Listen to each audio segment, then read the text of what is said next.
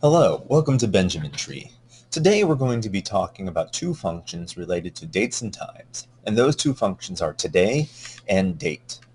So the first function we're going to talk about is today, and this is a very quick and simple function. So we're going to hit equals today, and then we're going to use our parentheses with nothing inside of it. We need no extra inputs, and we hit enter, and it gives us today's date, which is June 16th, 2016. Now, if I would open up this Excel sheet tomorrow, it will tell me June 17th, 2016.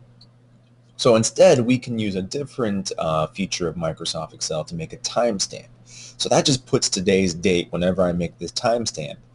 And so to do that, we're going to hit the two buttons. We're going to hit Control, and then we're going to hit a semicolon, and it automatically puts in today's date. So if we double check these two cells, in B1, if I double click it, it has the function today.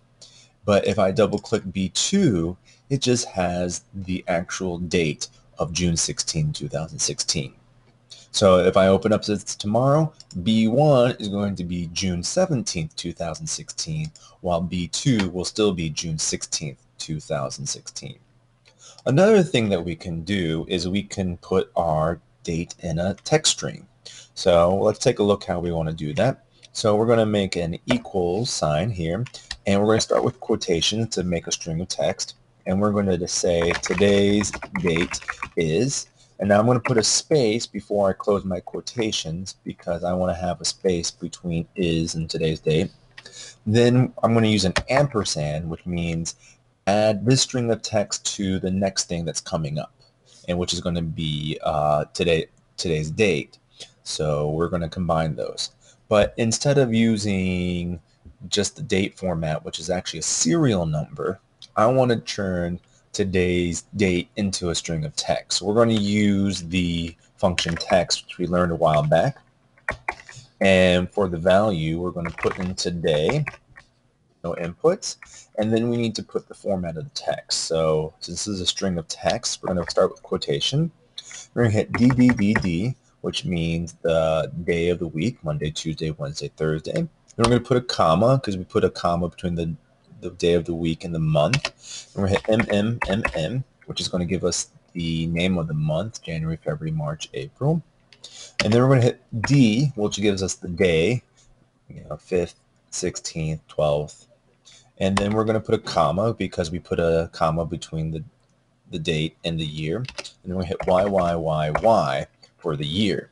Now we're going to close these quotations, and then we're going to close the parentheses to close this text function. And when we hit enter, it says today's date is Thursday, June 16th, 2016. So that's how we can use the function today. So just a reminder, if we use the function today's date for today, when I open this tomorrow, it'll say June 17th. We did a timestamp with Control:, but it's only putting the actual date in there, and tomorrow it will still say July 16th. And then we took today and put it into a string of text, and it says today's date is Thursday, June 16th, 2016.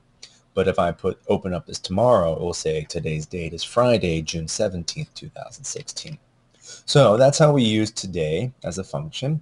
Now let's take a look at the function date.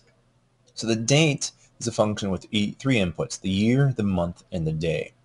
So if you have a lot of pieces of the different dates, or maybe you're going to use this in another function, something a little bit more complex later, we can use the date function to add these things together. So what I want to do here to practice, I'm going to say equals date, and then I need to put in the year, so that's in cell C2. Then my next input is going to be the month, which is in cell A2. And then the next input is going to be the day, which is in cell B2. Close the parentheses, and I get the date here. Okay, so we have July 28th, 1984. Now, if I switch this back to general, it's going to give us the serial number of this date, which is how Excel stores these dates. It doesn't store it as 7/28/1984. But again, when I use the date function, it automatically changes it to the short date for me. Okay, so again, to use this function, it's equals date, and then we put the cell with the year in it, and we put the cell with the month in it, and then we put the cell with the day in it, and we close it out, and it produces the correct day for us. Okay, and then we can use this feature of quickly copying this function down to the other parts of the table. Okay, so that's how we use the function date. So if you guys want to practice, we have two quick activities for you. The first activity is in the cell C2, use the function today to put today's date. And then for cells D4 to D12, use the function date to combine the month, day, and year into one simple date using the date format. So these are, what we did today in today's class. So if you have any questions about this, you can leave a comment on YouTube, you can leave a comment on our Facebook page, or even on our blog. And when you finish, you can come down here and check your answers on the answer key. Thank you for using Benjamin Tree, and we hope you learned a lot. Bye-bye.